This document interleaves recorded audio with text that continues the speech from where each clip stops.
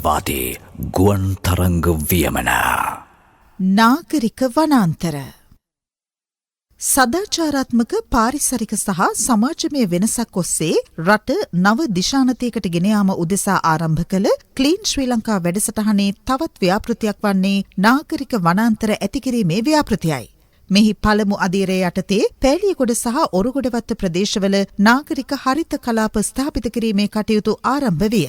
ජනාධිපති කාර්යාලයේ මඟ පෙන්වීම යටතේ නාගරික සංවර්ධන අධිකාරිය, මාර්ග සංවර්ධන අධිකාරිය, කොළඹ මහා නගර සභාව ඇතුළු රාජ්‍ය ආයතන මෙන්ම පෞද්ගලික අංශය මීට දායකත්වය ලබා දී ඇත.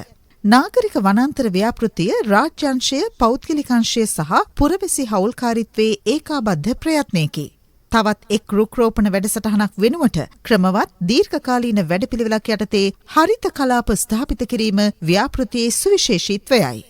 නාගරික වනාන්තරයක් යනු නගර සහ අර්ධ නාගරික කලාප තුළ පවතින ශාක සමූහයකි.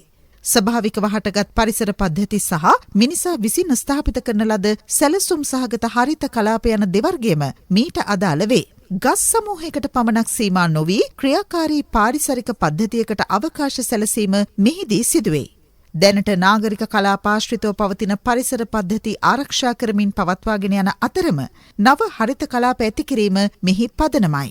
20 වන සේවස අගභාගයේත් 21 වන සේවස පුරාවටත් පරිසර හිතකාමී සංවර්ධනය සම්බන්ධයෙන් ඇති වූ සාකච්ඡාවල ප්‍රතිඵලයක් ලෙස නාගරික වනාන්තර සංකල්පය අන් කවර කලකටත් වඩා භාවිතයට ගැනෙමින් තිබේ. හරිත නගර සංකල්පය හරහා නගර සැලසුම් ක්ෂේත්‍රයේද සැලකිය යුතු ලෙසින් පරිවර්තනය වී ඇත. ගෝලීය උණුසුම ඉහළ යාම, නාගරික කලාප ආශ්‍රිත වායු දූෂණය සහ ඒ ඔස්සේ හටගෙන ඇති සමාජ ආර්ථික ගැටලුවලට විසඳුම් සෙවීමට නූතන ලෝකය උත්සාහ දරමින් සිටී. වනවැස්ම ඉහළ නැංවීම, පුනර්ජනනීය බලශක්ති මූලාශ්‍ර සම්බන්ධයෙන් වැඩි අවධානයක් යොමු කිරීම, පරිසරයට අහිතකර නිෂ්පාදන සීමා කිරීම සහ පරිසර හිතකාමී ආදේශක දිරිගැන්වීම ප්‍රමුඛතා ලෙස හඳුනාගත් අවධියකට අප අවතීර්ණ වී සිටින්නෙමු. එහිදී නගර යනු තවදුරටත් කොන්ක්‍රීට් කඳු නොවේ. ඒ වෙනුවට හරිත තීරු, උද්‍යාන, විධිමත් ඉදිකිරීම් සහිත නවමු නාගරීකරණ සංකල්පයක් කරා ලෝකය අවතීර්ණ වී ඇත.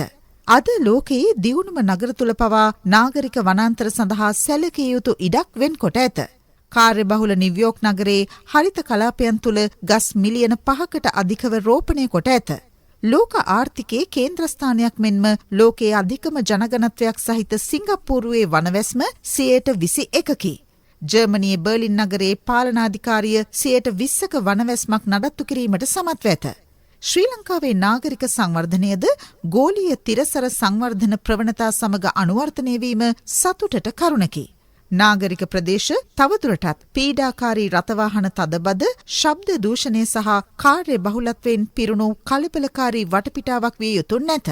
ඒ වෙනුවට සුව පහසු, කාර්යක්ෂම සහ පරිසර හිතකාමී කලාප බවට ඒවා පරිවර්තනය කිරීම ක්ලීන් ශ්‍රී ලංකා ව්‍යාපෘතියේ ප්‍රධාන ඉලක්කයකි. සටහන ශාලිත බණ්ඩාර.